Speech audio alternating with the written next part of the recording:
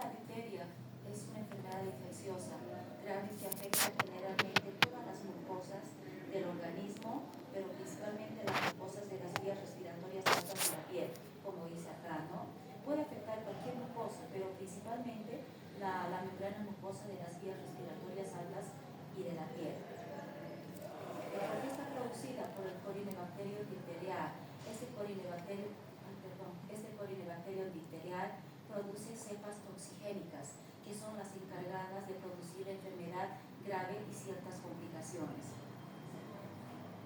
Lamentablemente, todavía sigue siendo una causa importante en pediatría, especialmente en países subdesarrollados. A pesar de la vacuna, no ha logrado suprimirse la incidencia de estos cuadros.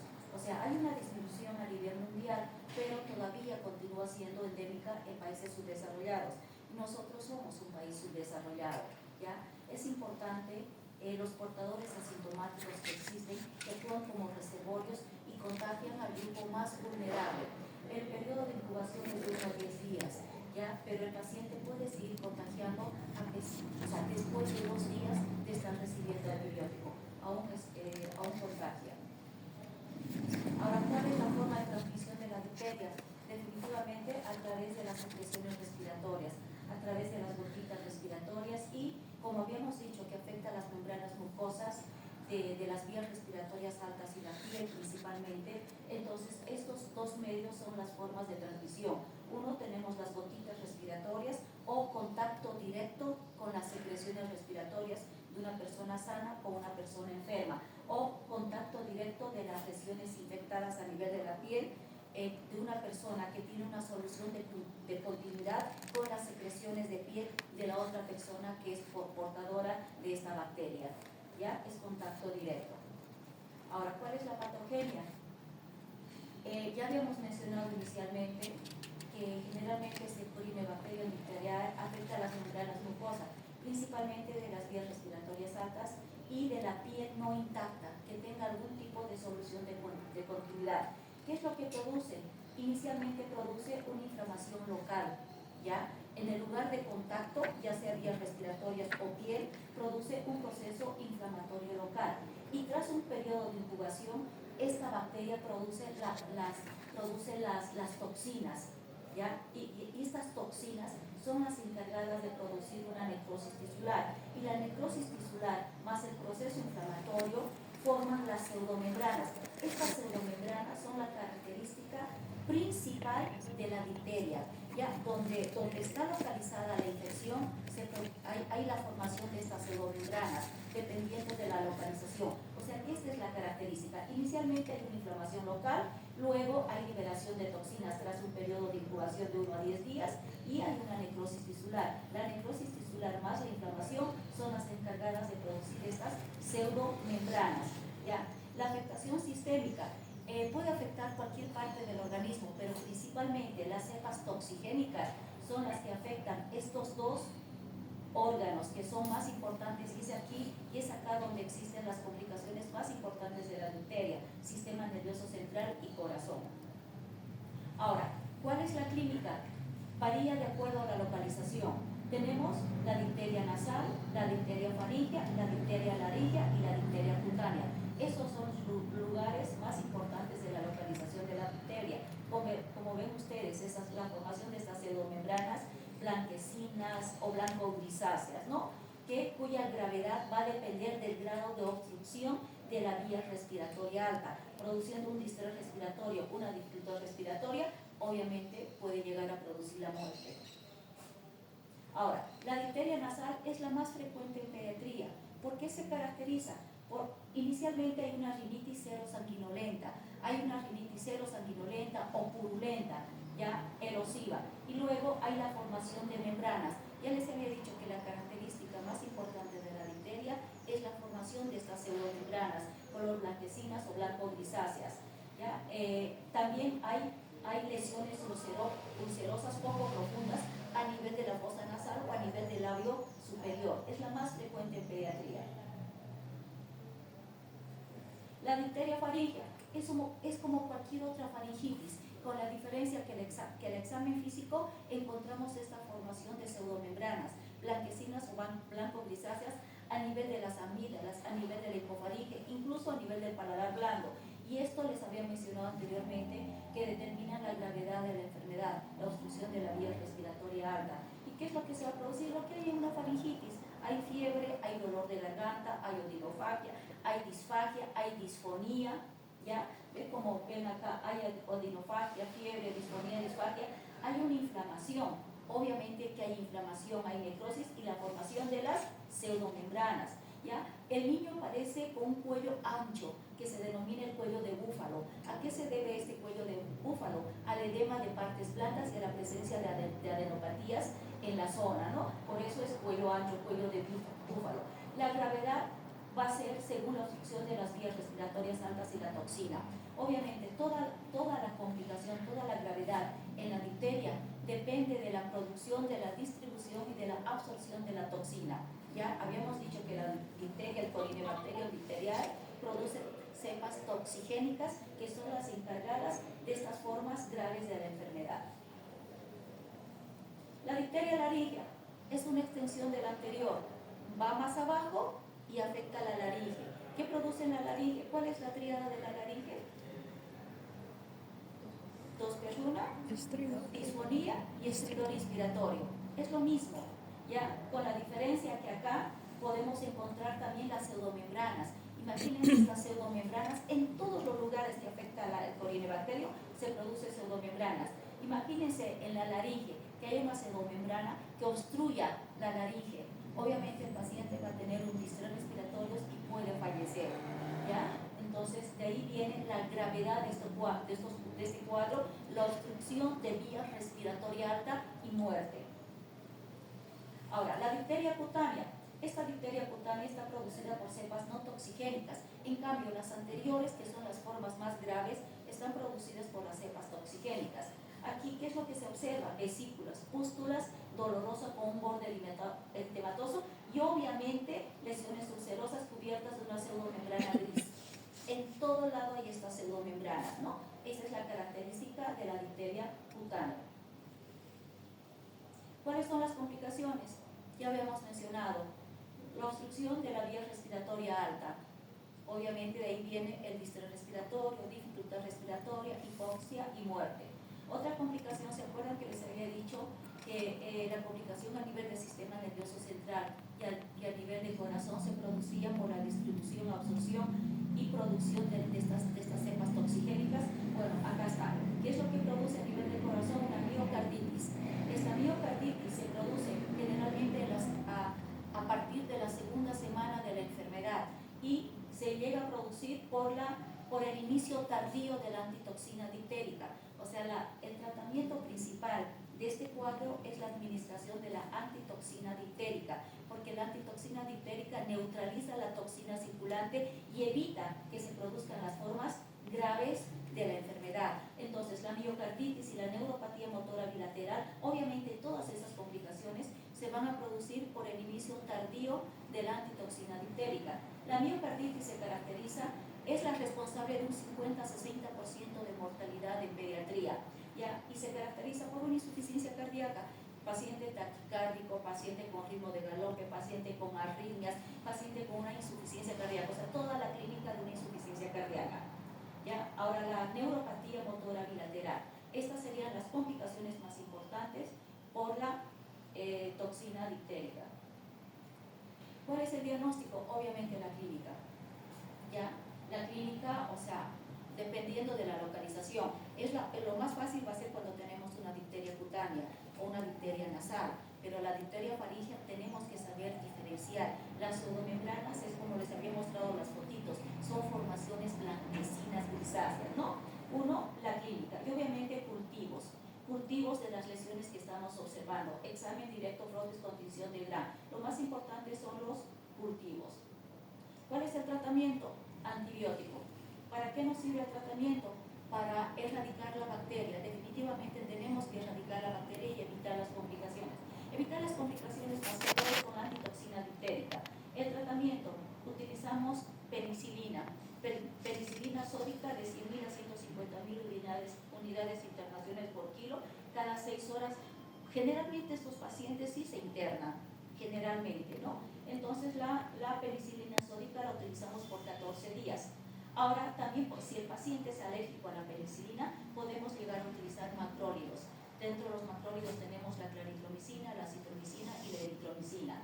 Podemos llegar a utilizar. Y obviamente la más importante es la antitoxina diptérica, que es única dosis por vía endovenosa, ¿ya? Y esta tenemos que colocarla a la brevedad posible, porque ya habíamos mencionado, ¿no?, que las complicaciones se presentan cuando hacemos un inicio tardío de la antitoxina diptérica. Acá es el tratamiento: penicilina sódica 100.000 a 150.000 cada 6 horas, o la penicilina G propénica 25.000 a 50.000 intramuscular cada 2 horas, eritromicina en caso de alergia a la penicilina.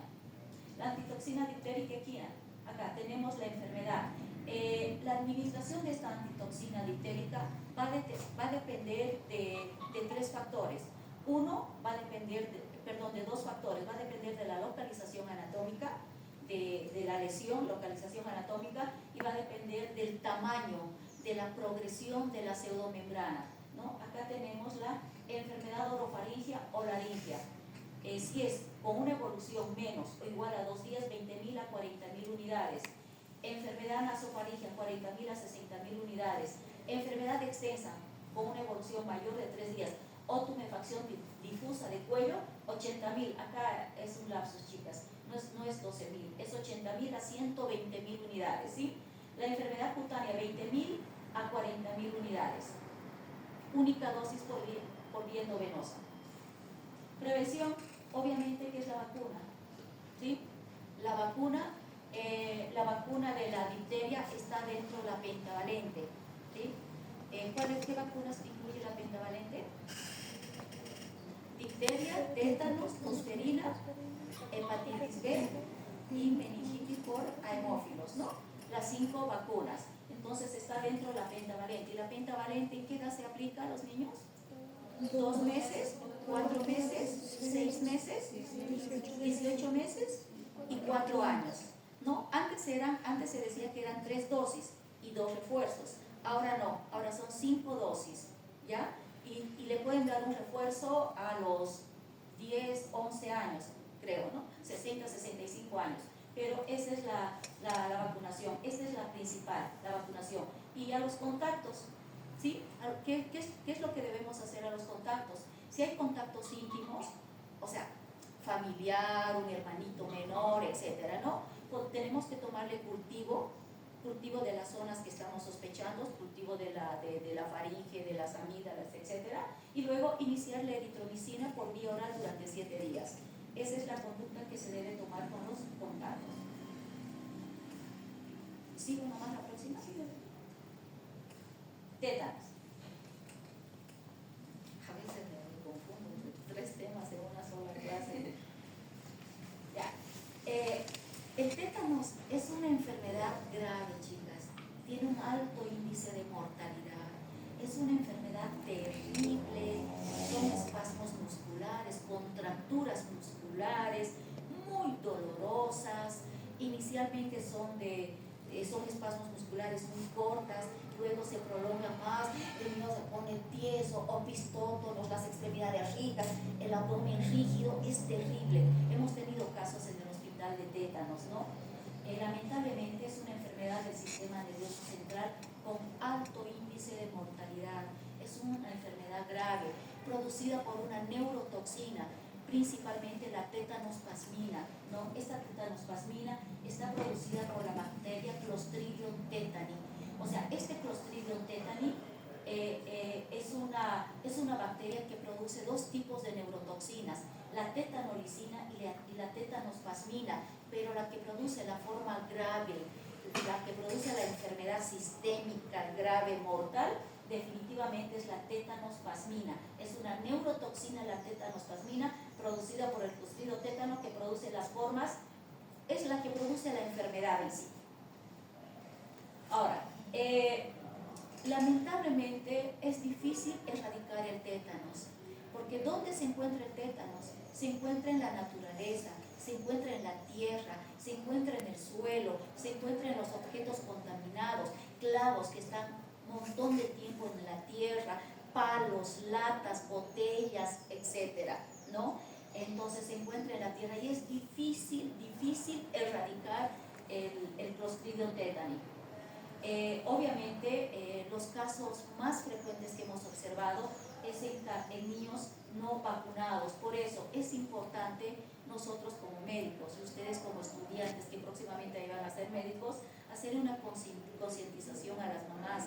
Hay muchas mamás que se oponen a la vacunación, pero definitivamente las vacunas están para dársela a los niños, hay que ponérsela a los niños, ¿ya? Porque esa es la única forma de poder controlar estas enfermedades que generalmente suelen ser mortal, como la rabia, ¿ya? Entonces aquí ya les había explicado que la erradicación es difícil porque se encuentra en la naturaleza, en el piso, en el suelo, en la tierra, ¿no? Ahora, ¿cuál es la etiopatogenia? El Clostridium tétanos es un bacilo gram positivo, anaerobio estricto, ¿sí? No invasivo.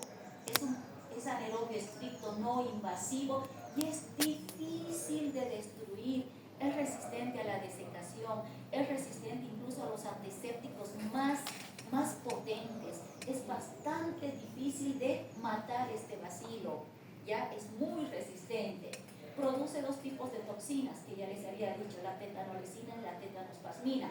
La tetanospasmina es la que produce principalmente la enfermedad, esta es la que produce la enfermedad, ¿ya? ¿Qué es lo que hace este Clostridium tétanos? Produce esporas, y estas esporas tienen una morfología parecida a un palillo de tambor, ¿ya? Estas esporas del Clostridio se localizan en el suelo, en la tierra, en la naturaleza, en las heces de los animales herbívoros y humanos. Importante es el tétanos neonatal, por eso la vacuna antitetánica es muy importante, porque la vacuna antitetánica incluso atraviesa la placenta y puede llegar a prevenir el tétanos neonatal. O sea, cuando uno tiene una herida tetanígena, o sea, con tendencia que pueda haber contagiado de tétanos, hay que poner la antitoxina y la vacuna antitetánica en la parte contralateral. Es importante el tétanos neonatal a través de corte del cordón umbilical con material no esterilizado, con material contaminado. Han visto principalmente los partos domiciliarios, ¿no? El periodo de incubación es de 2 días a meses, pero la enfermedad se produce dentro de los primeros 15 días de la infección. Ahora, acá las heridas más contaminadas son las formas más graves. Las heridas más contaminadas y profundas se relacionan con un periodo de incubación corto, unas formas más graves y un pronóstico malo. 3 aspectos importantes de estas heridas. Ahora, si hay una herida superficial, por más que te hayas hecho una herida superficial con una lata contaminada por Clostridium tétano, no pasa nada. ¿Por qué? Porque esta herida superficial no crea un ambiente de anaerobiosis, ¿sí? O sea, las heridas profundas, porque no nos olvidemos que el Clostridium tétano es anaerobio estricto, entonces tiene que formarse un ambiente de anaerobiosis, tiene que haber esto como requisito, y esto se va a formar en las heridas más profundas, en las heridas donde se produce necrosis, ¿ya? Entonces es ahí donde va a pegar, digamos, esta bacteria, se va a prender esta bacteria ahí y va a pasar a la sangre, y a través de la sangre, ¿qué va a hacer? Va a llegar a las uniones neuromusculares. Llegando a las uniones neuromusculares de las motoneuronas, va a inhibir los neurotransmisores, como ser la glicina y GABA, a nivel de las terminaciones presinápticas. Ya está llegando al sistema nervioso central. Entonces, una vez que llega al sistema nervioso central, listo, ya está la enfermedad, ¿no? Es ahí porque estimula la contractura de los músculos agonistas y antagonistas. Es ahí donde se produce toda la enfermedad, estos espasmos musculares, esta rigidez muscular que caracteriza a la enfermedad de tétanos. Por eso la antitoxina antitetánica neutraliza la tetanospasmina. Por eso la antitoxina antitetánica se la tenemos que administrar antes de que esta toxina llegue al sistema nervioso central. Una vez que llega al sistema nervioso central, ya está. ya está la enfermedad y es difícil, ¿no? Y eso tiene un alto índice de mortalidad. Entonces, las heridas, esto es importante, las heridas profundas, las heridas más contaminadas, se relacionan con un periodo de incubación mucho más corta, la enfermedad más grave y el pronóstico malo. La clínica del tétanos neonatal, que les había dicho que es importante, es la más frecuente. Tenemos dificultad para deglutir, agitación, espasmo faríngeo, trismus, boca, es la boca en carpa, es la contractura de los músculos de la mandíbula y del cuello, opistótonos, es el arqueamiento de la columna, la contractura tónico-crónica a la manipulación. No nos olvidemos que estos pacientes que están infectados con tétanos necesitan un lugar tranquilo, necesitan medicamento como el diazepam para producir una relajación muscular, ya tienen que estar en lugares tranquilos porque cualquier estímulo hace que este niño empiece a presentar la contractura, o sea, estímulos visuales, estímulos auditivos, estímulos táctiles, empieza el niño a presentar estas contracturas musculares. El niño mayor va a tener contracciones musculares, el trismus igual a boca en carpa, opistótonos, abdomen en quilla, la risa sardónica es una distorsión de la gesticulación, extremidades rígidas y extendidas, miren este opistótonos, miren estas extremidades rígidas. Hay fiebre, el sensorio está conservado y en las formas graves obviamente hay laringoespasmo, ¿sí? Hay fallo respiratorio, alteraciones de la presión arterial, arritmia, sudoración profusa, retención vesical y muerte, ¿ya? Entonces es una forma grave. ¿Cuáles son las secuelas del tétanos neonatal? Alteraciones cognitivas, discapacidad grave y mortalidad. Fíjense ustedes la mortalidad, va desde un 10 a 90%. 90% es una barbaridad, es un montón, ¿no? El diagnóstico clínico, aislamiento del clostridio tétano del lugar de la infección, detección de la toxina tetánica y suero. Tratamiento, les había mencionado, medidas generales, una zona tranquila, porque cualquier estímulo desencadena estos espasmos musculares, ya, estímulos visuales, auditivos, táctiles, ruido, las movilidades que pasan, etc. Cualquier estímulo, el niño tiene que estar completamente en silencio y tranquilo. Ya podemos utilizar relajantes. El diazepam se utiliza como biorelajante muscular a una dosis baja, más sulfato de magnesio, en ciertas ocasiones clorpromacina, morfina, etc. ¿Ya? Y un control estricto de las vías respiratorias altas. No nos olvidemos que es lo que produce un laringoespasmo, porque hay contractura. Cierra esto y el niño deja de respirar y se muere. El tratamiento, lo más importante es la inmunoglobulina humana antitetánica. Esta inmunoglobulina humana antitetánica se la tenemos que poner antes de que la toxina llegue al sistema nervioso central, ¿ya?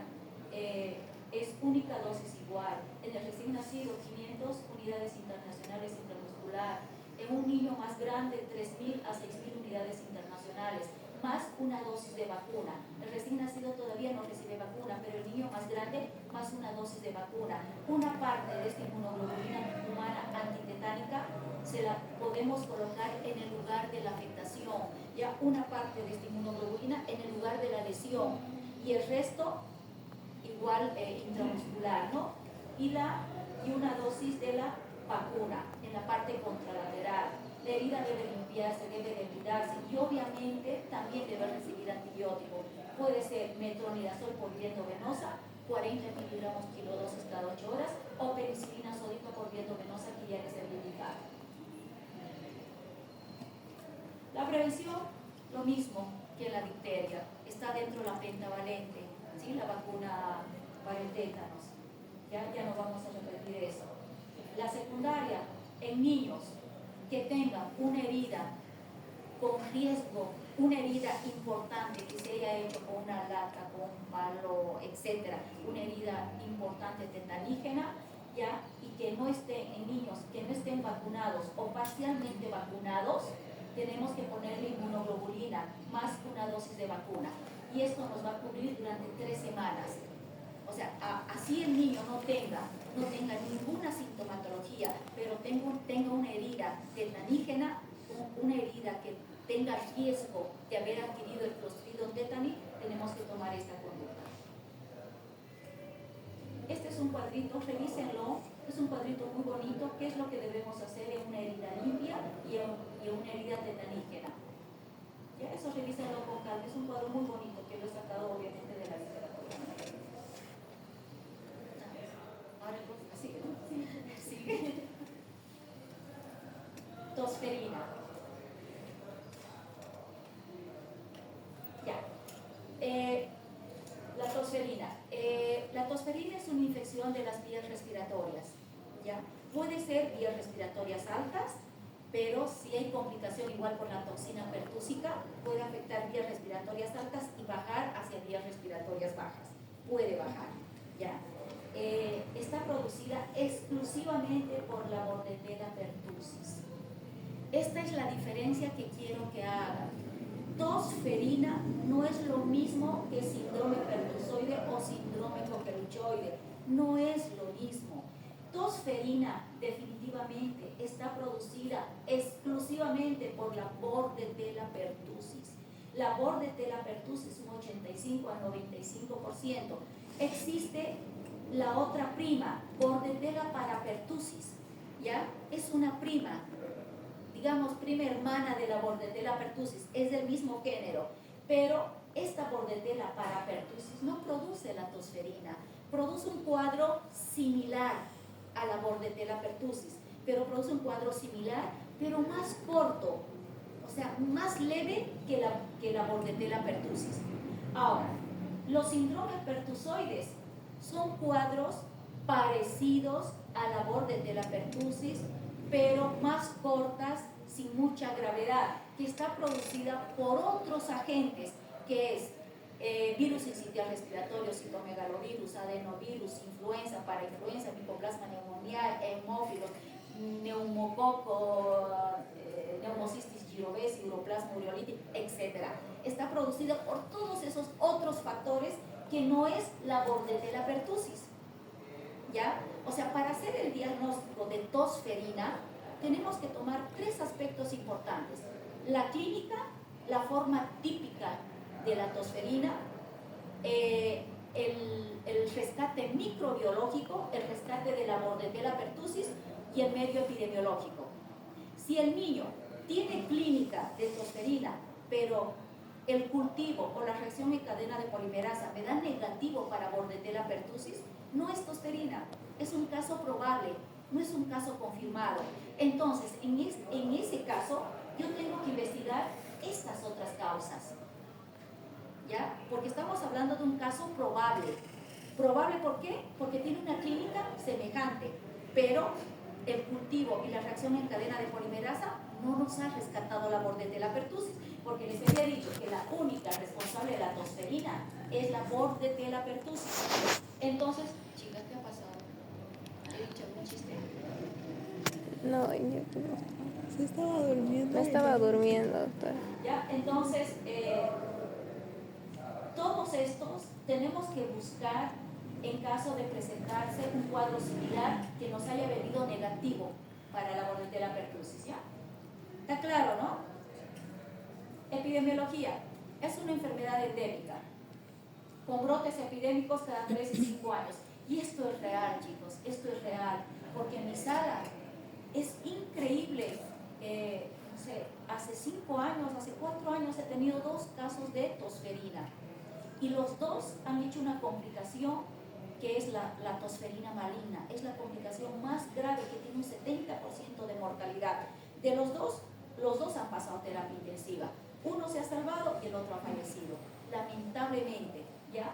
Entonces, es una enfermedad endémica con brote epidémico. Afecta a niños y adultos. Principalmente afecta afecta a los menores de 1 año, pero las formas más graves se presentan en los niños de 3 a 6 meses. Generalmente se presentan en menores de 1 año, pero las formas más graves en niños de 3 a 6 meses. Hay un aumento. Esto es recontra importante. ¿Ustedes pueden tener tosferina? ¿Creen que ustedes pueden tener tosferina?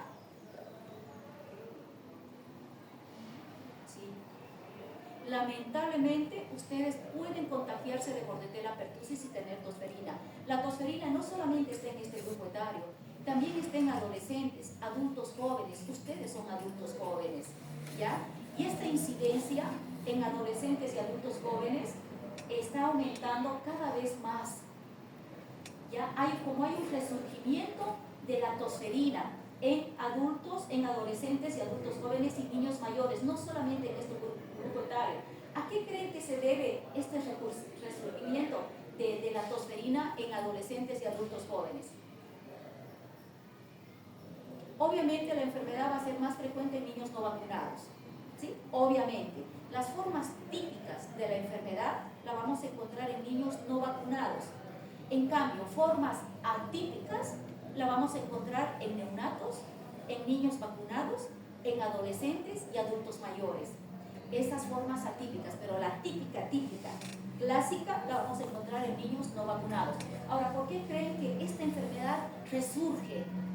¿Ya? Que incluso los adultos son portadores y contagian con mayor facilidad a la población de riesgo, que son los más pequeñitos. ¿Por qué creen que ha resurgido esta enfermedad en estos grupos etarios?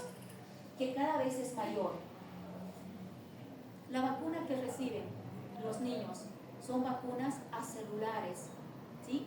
Y estas vacunas acelulares producen una inmunidad no tan protectora, ¿sí? Es por eso que estas vacunas acelulares no producen una protección total. Es por eso que según pasa el tiempo disminuye la capacidad inmunitaria de estas vacunas acelulares y es de esa manera que resurge en este grupo etario. Las vacunas de células enteras darían mayor protección. ¿Por qué? Porque actúan sobre un sistema inmunológico TH1 y TH17. En cambio, las vacunas acelulares actúan sobre un sistema inmunológico TH2, que es la menos protectora. Ya es por eso que hay ese resurgimiento de la enfermedad. Ya. Entonces, aumento de la incidencia en niños mayores, adolescentes y adultos. Es una enfermedad, yo diría, 100% contagiosa. Ya, pero obviamente, hay literatura que te dice directamente 100% y hay otra literatura que te dice un 80 a 100%, pero igual, 80 a 100% es altísimo, ¿ya? Hay formas atípicas, ya les había mencionado, las formas atípicas en neonatos, niños vacunados, adolescentes y adultos. Puede ser mortal, especialmente en menores de 6 meses, peor aún en menores de 3 meses. La Bordetella pertussis, esa es la... Ya, o sea, ¿cómo se contagia la Bordetella pertussis? A través de las secreciones respiratorias, a través de las gotitas respiratorias, secreciones respiratorias de un niño enfermo por otro niño sano. ¿Ya? Se adhiere por inhalación, epitelio, o sea, tiene una predilección por el epitelio ciliado respiratorio. Acá produce una multiplicación local, daño e inflamación, ¿sí? Afecta, al inicio les había dicho que afecta vías respiratorias superiores, pero también puede afectar vías respiratorias inferiores. En vías respiratorias inferiores, ¿qué produce una bronquitis necrotizante? Un daño alveolar o una hemorragia intraalveolar, y hay una formación de trombos de fibrina a nivel de campos pulmonares, una bronconeumonía que puede ser fatal, ¿ya? Tras infección hay una respuesta inmunohumoral y celular, pero que no es suficiente para proteger al niño de posteriores reinfecciones. O sea, el niño que ha enfermado de tosferina ahora, ¿puede volver a enfermar tosferina en 3 años? Sí, puede volver a enfermar, ¿ya? O sea que tras infección hay una respuesta inmunohumoral y celular que no es suficiente, incluso la vacuna no es suficiente para proteger al niño de reinfecciones posteriores. Factores que aumentan la incidencia de la enfermedad: la pérdida progresiva de la inmunidad vacunal, lo que ya les había explicado, especialmente de la vacuna a celulares, ¿ya? Cambios genéticos en el organismo, mayor concientización y detección de la enfermedad. O sea que antes, siempre les digo a mis alumnos, los ojos no ven lo que el cerebro no sabe. Si ustedes nunca leen un tema, por más que la tosferina les esté tosiendo en la cara, no se van a dar cuenta que es tosferina si ustedes nunca han leído el tema. Para eso tienen que leer el tema, tienen que leer y tienen que estudiar, porque si no, no lo van a pensar. Ahora como que hay mayor concientización en hacer diagnósticos, ¿no? Fracasos vacunales. población no inmunizada, que son población de mayor riesgo. La clínica, tenemos un periodo de incubación, ¿sí? Hasta de 10 días, un periodo de incubación. Este periodo de incubación dura de 1 a 2 semanas.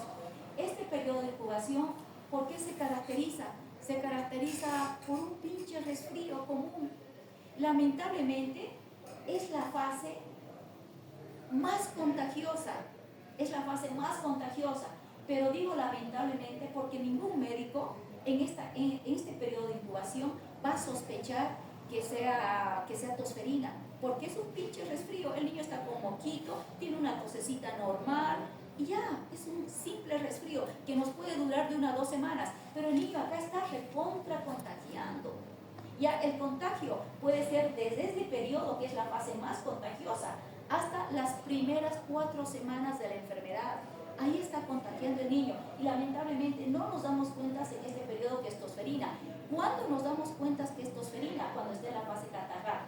Bueno, el periodo de incubación, el periodo de incubación son días, que no hay sintomatología. La fase catarral es la fase, perdón, ¿qué pasa contigo que te veo sonriendo todo el tiempo? Yo. Sí, porque para mí es un sacrificio venir a esta hora, porque tengo muchas cosas que hacer en el hospital. Ya, el periodo de incubación no hay sintomatología, chicos, nada de sintomatología, ¿sí? Nada, cero. Es esa fase catarral. Esa fase catarral que es un cuadro como un resfrío, nada más. Y les había dicho que es la fase más contagiosa, que dura 1 a 2 semanas, ¿ya? Pero acá les había dicho, hace rato hacer lapsos, acá les había dicho que en esta fase no pensamos en tosferina, no la pensamos. ¿Cuándo pensamos en tosferina? Cuando esté en la fase paroxística. Acá sí sospechamos tosferina, porque en esta fase paroxística es la típica tos, ¿ya? ¿Cómo es la tos de la tosferina? ¿Alguien me puede decir? ¿Tú me puedes indicar cuál es la tos, cómo es la tos de la tosferina?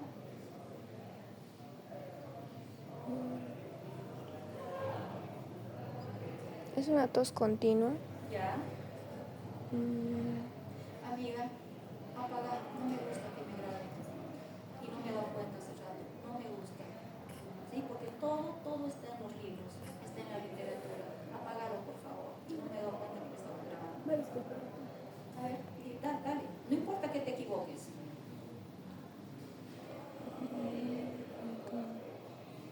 ¿Tú? Una tos ronca, continua.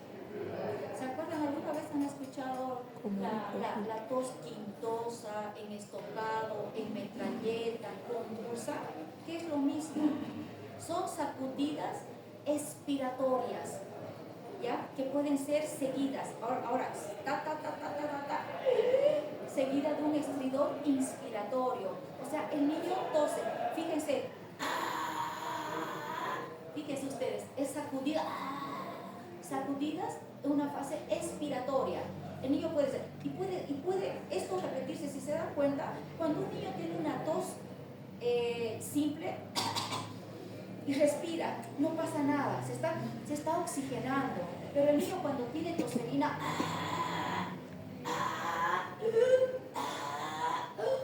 no tiene chance de respirar, ¿ya? Fíjense ustedes, puede haber reprise, ¿ya? Todo eso y no está respirando. Y este esfuerzo, ¿qué produce? Proptosis, ¿ya? Produce proptosis.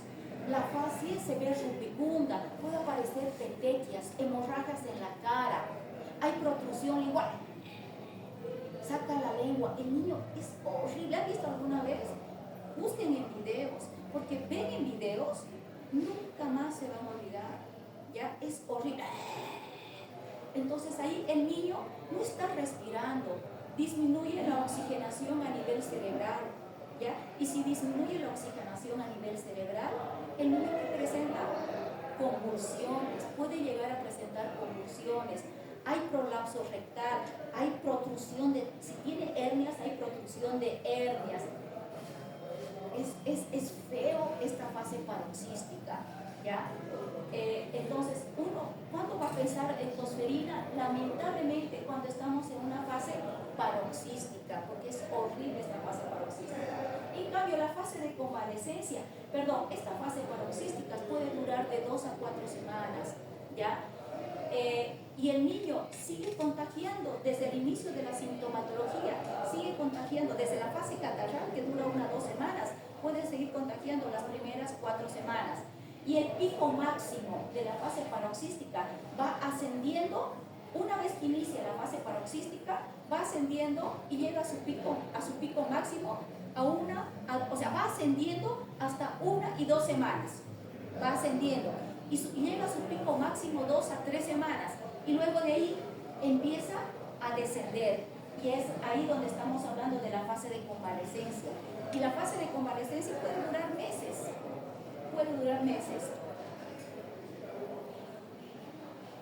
El diagnóstico, al principio les había dicho que es clínico. O sea, es fácil cuando nosotros nos damos cuenta del tipo de tos, el estridor, etcétera, porque no hay otro cuadro que nos dé esta tos tan fea. No hay otro cuadro. Sí, hay una tos paroxística convulsa en la neumonía afebril del lactante producida por la Clamidia trachomatis, pero no es como esta. Pero en la Clamidia trachomatis no hay el estridor inspiratorio. En cambio, en la tosferina hay el estridor. En la otra no hay. ¿Ya? Esa es la diferencia. Obviamente, la clínica. Laboratorio. ¿Qué hay de laboratorio? Va a haber leucocitosis con linfocitosis. Leucocitosis con linfocitosis, va a haber trombocitosis. Y microbiológico es el cultivo de secreciones respiratorias para Bordetella pertussis, o reacción en cadena de polimerasa para Bordetella pertussis, que es mucho más rápida la reacción en cadena de polimerasa. El cultivo tarda más. Y epidemiológico, algún contacto, ¿ya? Ahora, caso probable es cuando tenemos clínica, pero esto es negativo. Caso confirmado es cuando tenemos clínica, tenemos microbiológico positivo y contacto epidemiológico. Tratamiento, macrólidos. Por si acaso, chicos, acá en la clínica se caracteriza, generalmente es un niño que viene con 2 semanas de tos, y hay una triada importante en la clínica, ¿no? La tos paroxística, convulsa, en estocado, en metralleta, seguido de un estridor inspiratorio y vómitos. Porque una vez el niño, por la gran cantidad de moco, vomita, ¿no? Porque los mocos están acá y el niño tiene que vomitarlos. Entonces vomita mocos, y obviamente, ojalá vomitaría solamente mocos, sino que vomita leches, comidita, etcétera, ¿no? Entonces esa es la clínica. Tratamiento, macrólidos, definitivamente. No hay ningún antibiótico por vía endovenosa que resuelva este cuadro. Son los macrólidos, eritro, claritro o acitro. Personalmente no me gusta el acitro, porque el acitro máximo se la tienes que dar durante 5 días, máximo, ¿ya? 10 miligramos kilodosis, una vez al día durante 5 días. Me gusta la claritro, porque la claritro le doy por 10 a 14 días, 2 dosis al día, 15 miligramos kilo día cada 12 horas por 10 a 14 días. La eritro es cada 6 horas, la eritro. La dosis es de 40 a 50 miligramos kilo día cada 6 horas por 10 a 14 días. La literatura te dice que la eritro se la puedes dar por 7 a 10 días, pero yo se las doy por 10 a 14 días, igual que la eritro. Ya, pero la literatura te dice de 7 a 10 días. Ahora, ¿estos macrólidos curan la enfermedad? A ver, no curan la enfermedad, pero disminuyen la gravedad y disminuyen la contagiosidad, ya que es lo más importante. Ya les había dicho que la tosferina es una enfermedad 80 a 100% contagiosa, entonces disminuye la contagiosidad. El paciente que tú tienes diagnóstico de tosferina tiene que estar aislado, ¿ya? ¿Por qué? Porque es muy contagiosa, pero lamentablemente los que rotan conmigo, si tengo tosferina en la sala, lamentablemente no está aislado, porque no hay aislamientos, lamentablemente, ¿ya? Pero lo correcto es que esté aislado, durante 5 días por lo menos, porque con 5 días de antibiótico ese niño ya no contagia, con 5 días. Entonces, el antibiótico no lo va a curar, pero va a disminuir la gravedad y va a disminuir la contagiosidad si nosotros administramos el antibiótico a la brevedad posible, ¿ya? Más allá de los 21 días casi no hay efecto. Complicaciones. La tosferina marina. La tosferina marina tiene un 70% de mortalidad. Lamentablemente es una disfunción vascular que se caracteriza por una hiperleucocitosis. El niño puede tener hasta de 40.000, 50.000, 60.000 glóbulos blancos. Ya una leucocitosis con linfocitosis y todo esto que hace, obstruye los capilares a nivel pulmonar y te produce una hipertensión pulmonar, te produce una hipoxemia, un distrés respiratorio, shock y muerte, lamentablemente. Y todo esto por la toxina pertúsica, ¿ya? Y es más frecuente en niños no vacunados. La otra complicación, neurológicas. Puede producir una encefalitis, convulsiones, hemorragia cerebral. Ya les había dicho que al toser hay una disminución del riego sanguíneo que puede convulsionar, y al toser puede haber sangrados a nivel del sistema nervioso central, puede haber sangrados. Hay también sangrados conjuntivales. Al toser, al esfuerzo, hay sangrados a nivel conjuntival, sangrados a nivel del sistema nervioso central. Entonces, neurológicos, convulsiones, encefalitis. Nutricionales, el niño vomita, ¿ya? Porque estos accesos de tos, en casos más leves, pueden ser hasta 6, 8 episodios al día, y en casos graves puede ser hasta 20 episodios por día. Y estos accesos de tos también se desencadenan por cualquier estímulo. El reír, el alimentarse, el llanto, la estimulación hace que el niño empiece a toser. O sea que no hay que molestarlo mucho a estos niños con tosferina, porque empiezan a toser, ¿ya? Entonces, nutricionales, porque vomitan. Respiratorios. Lamentablemente, la Bordetella pertussis, como te afecta vías respiratorias altas, también te puede afectar vías respiratorias bajas, ¿ya? Pero también este chico puede sufrir una sobreinfección bacteriana. Puede sufrir una sobreinfección bacteriana, o sea, sobreinfectarse con cualquier otra bacteria, neumococo, haemófilos, estafilococo, etc., ¿ya? En ese caso, se va a producir neumonía, ¿ya? Neumonías, puede producirse neumotoras, atelectasias, etc. Criterios de internación, obviamente los chiquitos, ¿no? Menor de 3 a 4 meses. En caso de apneas, complicaciones respiratorias, compromiso neurológico, tosferina marina. Posexposición, quimioprofilaxis en posexposición a los menores de 12 meses, ¿ya? Especialmente cuando tengan patología de base, podemos darles antibiótico, ¿no? Macrólidos por vía oral, no necesitamos internarlos. Y convivientes, compañeros, guardería, personal de salud.